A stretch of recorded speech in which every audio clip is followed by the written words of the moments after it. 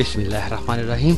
अजीज बच्चों, पानी की सतह पर पानी की चमड़ी होती है जो तनी हुई होती है। इस चमड़ी की वजह से पानी की सतह पर सतही तनाव पैदा हो जाता है।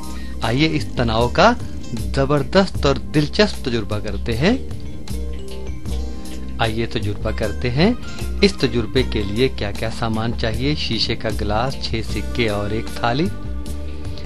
रंगदार पानी से गिलास को भर के थाली के ऊपर उल्टा कर दें।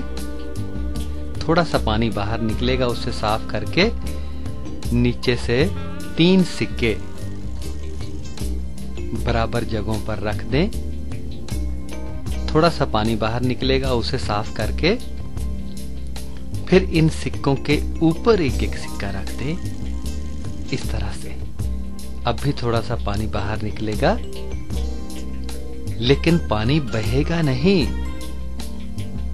हालांकि 3 मिलीमीटर का खला पैदा हो चुका है नीचे।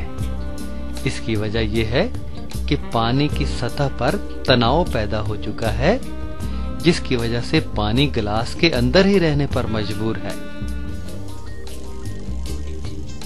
कैसा जबरदस्त तजुर्बा है।